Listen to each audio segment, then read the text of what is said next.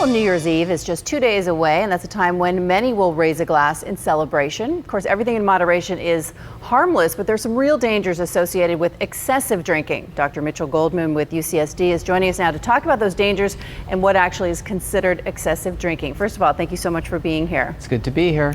You know, a surprising statistic that I read that more people actually die from alcohol, not including drunk driving, than overdosing on drugs. It's really true. And last year, almost 31,000 Americans died from alcohol-related deaths.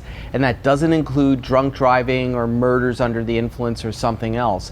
So this is really important. And a number of deaths has actually increased 37% since 2002. So it's something we really need to take seriously. So I guess first, what is considered excessive drinking? Usually for women more than 3 drinks a day and for men more than 4 drinks a day.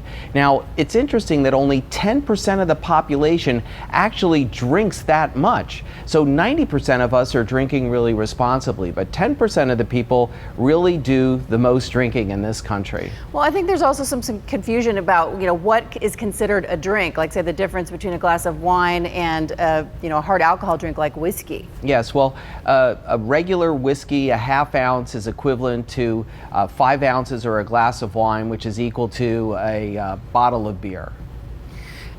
So when we're talking about the dangers of alcohol consumption, what are we really talking about in terms of our physical body? Well, we're talking about the brain, because when you drink too much alcohol, what happens is your brain becomes almost like Alzheimer. You start losing both white and gray matter of the brain. You start losing a lot of your memory, but what's worse is you lose what's called the cells in your frontal lobe, and that's a part of the brain that actually works to make you more acceptable to people and for emotions. And so as you're losing the frontal lobe of the brain, it actually makes you want to drink more, and you don't realize that you're even drinking more. So, and all of this really becomes much worse after the age of 50. Now, that doesn't mean that if you're only 20 or 30, you can drink 5 or 6 glasses of wine or beers a day. But it means that after the age of 50, when we drink to excess, we're actually really causing more damage to our brain that our brain can't repair.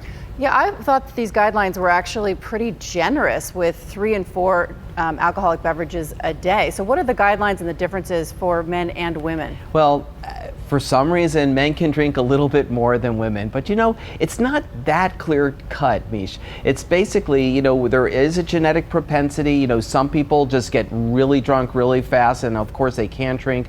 Other people think, oh, I can drink a lot and nothing's going to happen to me. Those are the 10% of that drink a little bit too much.